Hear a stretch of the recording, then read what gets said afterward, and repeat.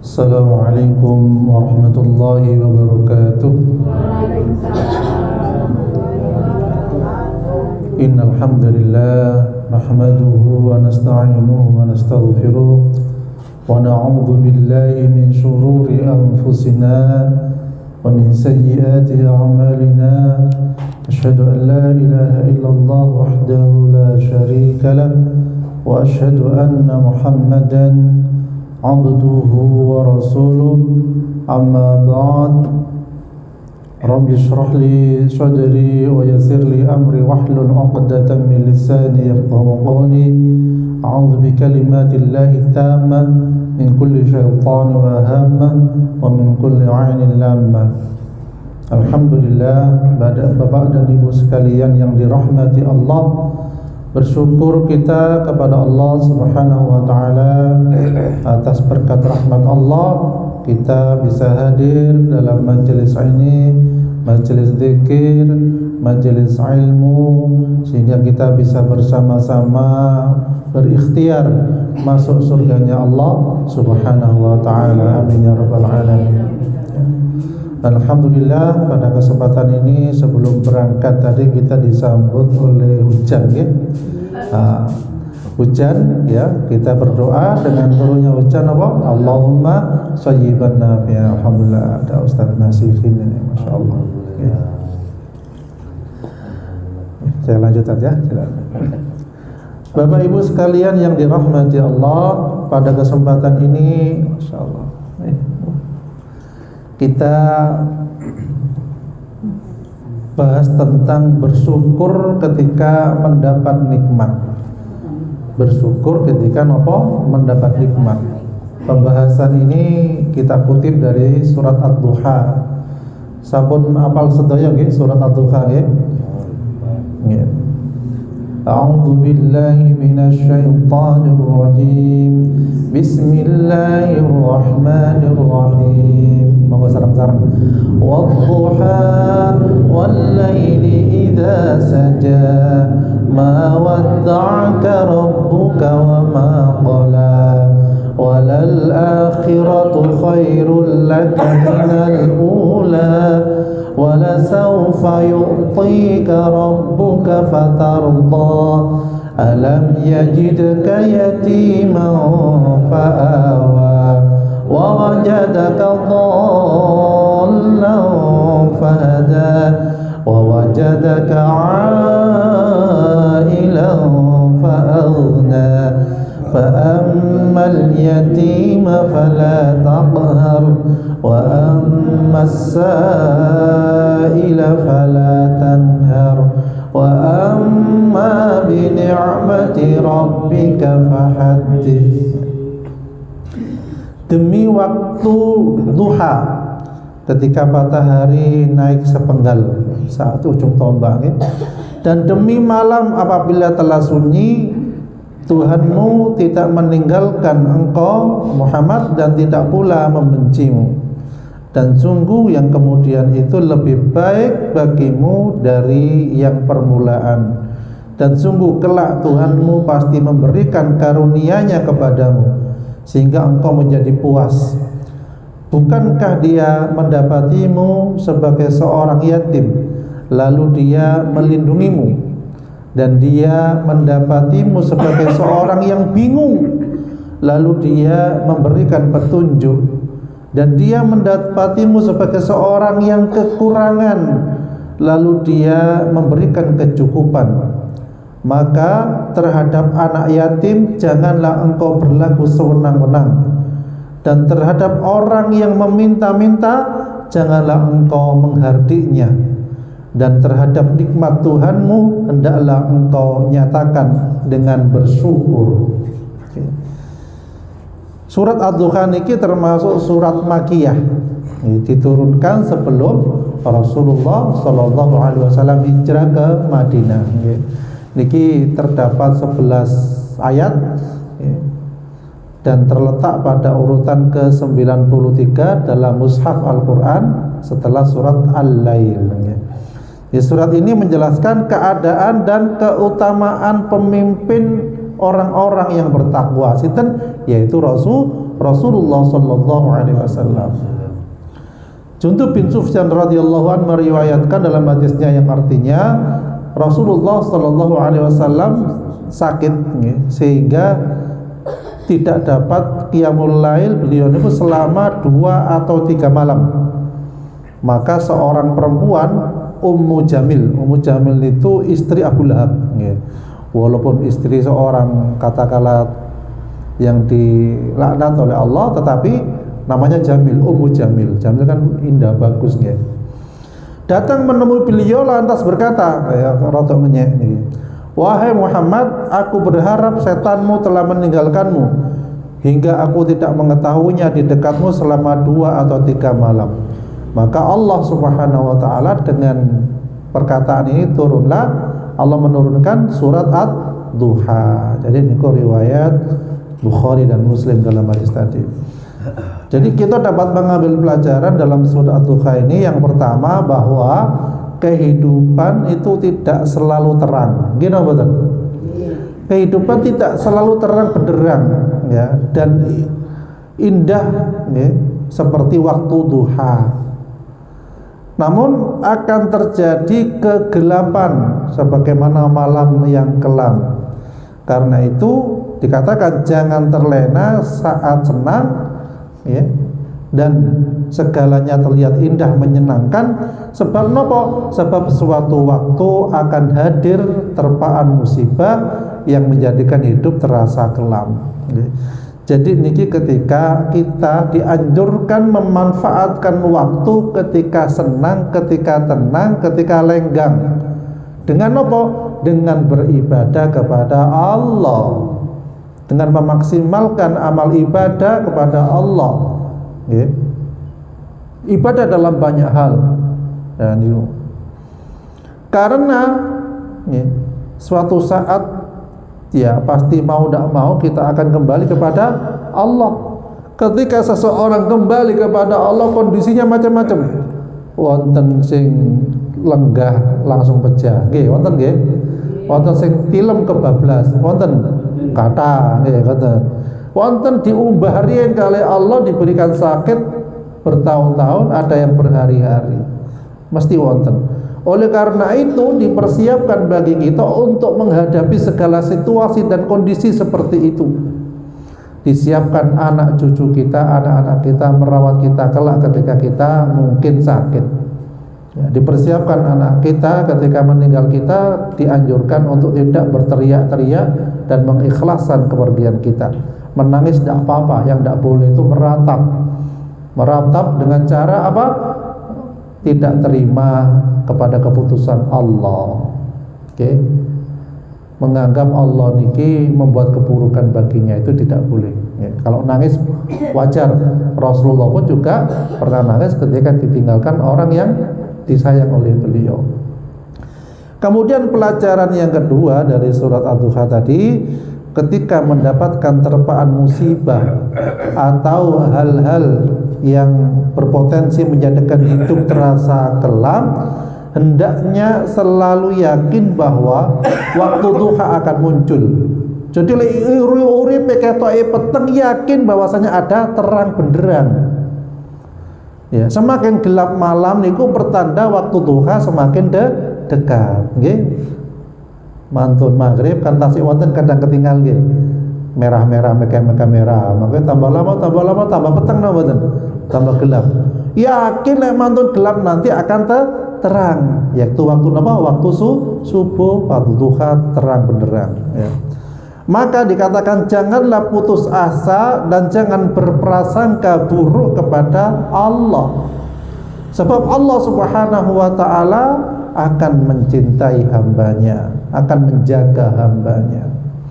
Dalam hadis qudsi dikatakan, aku berada pada prasangka hambaku kepadaku, aku bersamanya kalau dia mengingatku. Lek kita pengen selalu bersama Allah, yaitu dianjurkan selalu ingat kepada Allah. Kalau kita ingin dianggap, kita ingin selalu bersama Allah, berarti kita selalu mengingat Allah ya.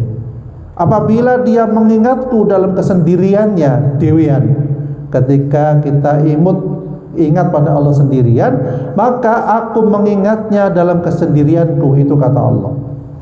Apabila dia mengingatku di tengah kerumunan, keramaian, misalnya pasar atau yang lainnya, maka aku mengingatnya pada kerumunan yang lebih baik. Ya. Jadi kerumunan panjenengan bersama banyak orang, ingat Allah itu saya. Karena kebanyakan ketika orang bersama orang lain, ya, berkerumunan, kadang lupa kepada Allah, ya. Apabila ia mendekat kepadaku sejengkal, maka aku mendekat kepadanya sehasta. Apabila ia mendekat kepadaku sehasta, maka aku akan mendekat kepadanya sedepa. Apabila ia datang kepadaku dengan berjalan, maka aku mendekat kepadanya dengan berjalan cepat. Jadi Masya Allah. Jadi ketika panjenengan ini ke musola ini, majelis ta'lim, majelis zikir ini, tujuannya untuk mendekatkan kepada Allah, insya Allah Allah pun semakin dekat. Panjenengan berjalan, Allah berlari, itu gambarnya kayak gitu, berjalan lebih cepat.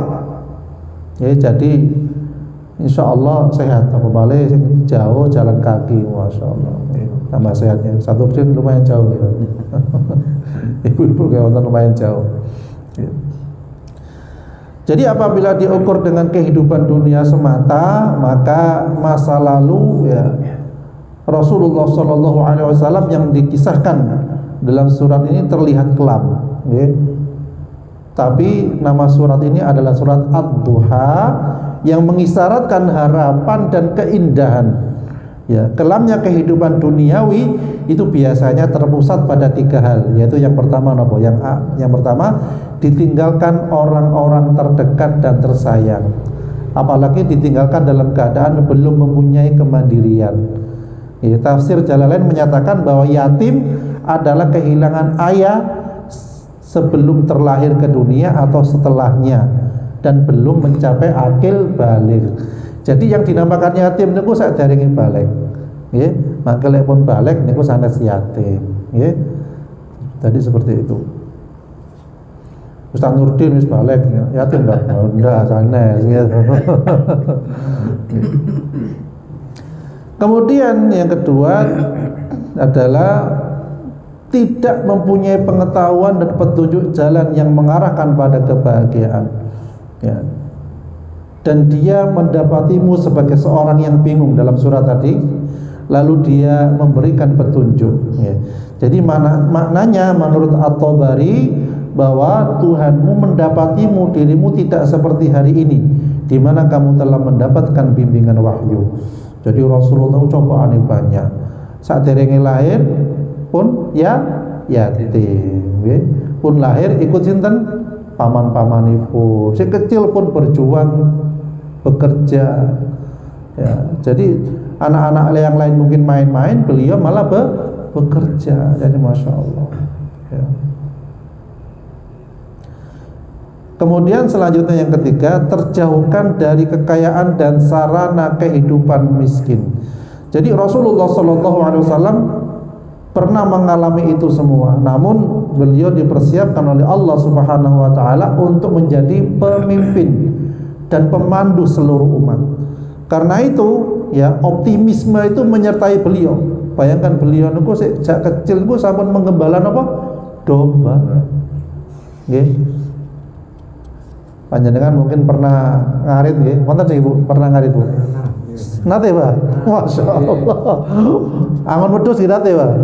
Utawa Masya Allah. Nggih sami kali kula lek ngoten.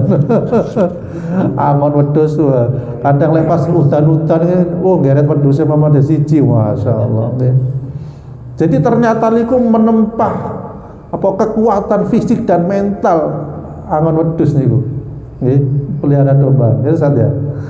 Jadi penuh perjuangan, nggih, ngasih makan, kadang hujan-hujan harus cari rumput misalnya ngoten nggih. Nggih. Jadi seperti itu. Habis sekolah pas capek ngarit wae. Loh, nek ngarit nek disangoni lek senian nggih. Lek niki sakniki lain, nggih. Lek disangoni baru belum sekolah. Tapi insyaallah ndak imam ya, masyaallah. Nggih. Jadi setelah masa-masa sulit terlampaui, jangan sampai lupa diri dan terlena, sebab semua nikmat adalah apa? Ujian dari Allah. Maka Allah memerintahkan Rasulnya untuk menunaikan hak ya nikmat tersebut, yaitu apa? Mensyukurinya. Bagaimana cara mensyukurinya? Ya, disampaikan, sebab itu terhadap anak yatim janganlah kamu berlaku sewenang-wenang. Santuni anak yatim, berikan hak pendidikannya. Itu dianjurkan begitu oleh Rasulullah ya. Sampai dalam hadisnya beliau mengatakan, aku dan orang yang memelihara anak yatim itu dalam surga seperti ini. Beliau menunjukkan dengan jari telunjuk dan jari telang tengahnya, serta merenggangkan keduanya. Jadi kados bersama Rasulullah kelak di surga. Kemudian terhadap orang yang minta-minta, ini pelajarannya, janganlah kamu menghardiknya. Wis njaluk-njaluk dihardik, wis kerja kono sing apik, ya bener, cok njaluk-njaluk tok misalnya, itu tidak boleh. Sayangi orang-orang yang lemah dan tidak berdaya, apalagi apa? Orang itu jelas fakir, miskin ya. Jangan menghardik orang yang meminta bantuan dan lain sebagainya ya. Jadi ternyata Al-Quran disampaikan tidak boleh menghardik orang yang meminta-minta ya. Tapi saat itu yang minta-minta rombongan biasanya kadang nggih. Rombongan nopo? Sing nerima nopo istilahnya BLT. Gelange gede nggih. Sepedae wes anyar-anyar. HP-ne api-api.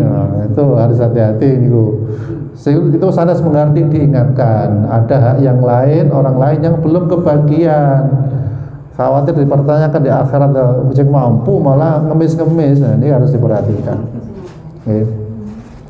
Kemudian selanjutnya adalah, dan terhadap nikmat Tuhanmu maka hendaklah kamu siarkan ya. Bersyukur terhadap nikmat Allah Subhanahu wa taala. Menurut Al-Maraghi, yang dimaksud adalah luaskan kontribusi finansial kepada orang-orang fakir dan dermakan nikmat-nikmat Allah Subhanahu wa taala yang lainnya kepada yang membutuhkannya. Tidak hanya sekedar menyebut kekayaan dan menceritakan panjang lebar karunia Allah Subhanahu wa taala padanya, sebab sikap seperti itu bukan akhlak mulia. Jadi ketika Allah memberikan kenikmatan pada kita, kita bersyukur. Alhamdulillah pun disediakan tanggung jawab ini. Sebagai merupakan rasa syukur, bersyukur kepada Allah. Kita sama-sama bersyukur di sini, bermajelis ilmu, majelis zikir, kemudian majelis makan-makan, masya Allah. Itu rasa syukur. Semoga Allah Subhanahu wa taala membalas kebaikan yang menyedekahkan, yang mengadakan, yang memikirkan, dan juga panjenengan semua yang meramaikan di sini dalam rangka thalabul ilmi, menuntut ilmu, dan dalam rangka beribadah kepada Allah Subhanahu wa taala. Mungkin amal kita diterima oleh Allah Subhanahu wa taala. A'udzu billahi minasyaitonir rajim. Bismillahirrahmanirrahim. Alhamdulillahirabbil alamin. Allahumma anzilir rahmata wal maghfirata wasyafa'ata wan ni'mata ila arwahi jami'i ahlil qubur minal muslimina wal muslimat wal mu'minina wal mu'minat warfa' lahumud darajat wa dha'if lahumul hasanat wa kaffir anhumus sayyi'at wa adkhilhumul jannata ma'al aba'i wal ummahat. Ya ayyatuhan nafsul mutma'innah irji'i ila rabbiki radiyatan mardiyah fadkhuli fi ibadi wadkhuli jannati. Rabbana hab lana min azwajina wa dhurriyyatina qurrata a'yun waj'alna lil muttaqina imama. Rabbi ij'alna muqimas salati wa min dhurriyyatina rabbana wa taqabbal du'a. Rabbana atina fid dunya hasanah wa fil akhirati hasanah wa qina adzaban nar. Wa sallallahu ala sayyidina Muhammad wa ala alihi wa sahbihi wa sallim walhamdulillahi rabbil alamin. Amin. Subhanakallahumma bihamdik asyhadu an la ilaha illa anta astaghfiruka wa atubu ilaik. Assalamualaikum warahmatullahi wabarakatuh. Waalaikumsalam warahmatullahi wabarakatuh.